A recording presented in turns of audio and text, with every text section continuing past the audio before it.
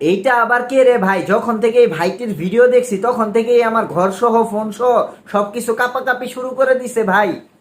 আমাকে কেউ বাঁচাও।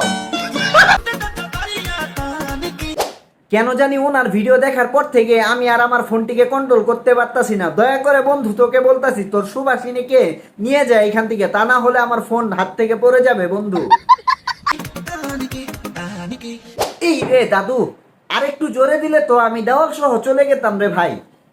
ভাই তুই কি খাস আমাকে একটু বলিস তো, কেননা আমি এই রোগা পাতলা শরীর নিয়ে কারোর সাথে পারি না ভাই। তোর মতন আমি হতে চাই। যাই হোক ভাই, এই ভাইয়া আক্তার আপুটা কিন্তু অসাধারণ নৃত্য পরিবেশন করতে পারে, তাই ফাইনালি আমি একটা ডিসিশন নিয়ে ফেলেছি। আচ্ছা। আমার বিয়েতে স্টেজ জায়গাটা জায়গায় থাকুক বা না থাকুক, তারপরেও আমি ভাইটিকে ইনভাইট করব নাচের জন্য। আচ্ছা কামরুল, সবাই তো কমেন্ট করতেছে বাচ্চার মুখ কেন দেখাস না?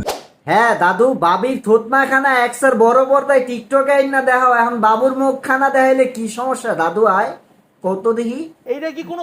আরে ও তো এখন ছোট। ও আচ্ছা, হ্যাঁ হ্যাঁ হ্যাঁ ভাই, ঠিকই বলছেন, ও তো এখন ছোট, ওকে ক্যামেরার সামনে আনা যাবে না। ভাই দাবে, ভাবি তো এখন বড় হয়েছে, এর জন্যই ভাবিকে ক্যামেরার সামনে আনে না। ভাই ঠিকই আছে, আপনারা কি বলেন ভাই? ঠিক আছে না? কাকু, এদেরকে তাহলে আপনি চিনতে পারেন নাই? এরা হলো বিশিষ্ট ব্যবসায়ী প্লাস হচ্ছে বিজনেসম্যান। আর এমনিতে মানুষের নজর টজর ভালো না। কি কি কি দাদু? এমনিতেই মানুষের নজর ঠজর ভালো না দাদু। তোদের দুইজনের আগে নজর ঠিক কর, দেন এরপরে অন্য জনকে বলিস ভাই। নিঃসন্দেহে তুই ঠিক কথা বলেছিস। দেখাবো ও আর একটু বড় হয়ে নি।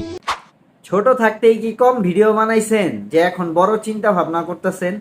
আচ্ছা যাই হোক, এইগুলো বিষয় নিয়ে কথা বলবো না ভাই। টিকটকাররা যে আসলে কত পরিমাণ নিচে নামে, এদের দুইজনকে না দেখলে হয়তো বুঝতেই পারতাম না। এই বাচ্চাটি পৃথিবীর মায়া ত্যাগ করে আরো আগেই চলে গিয়েছেন। যাই হোক ভাই, এই বাচ্চাটির জন্য সবাই দোয়া করবেন ভাই।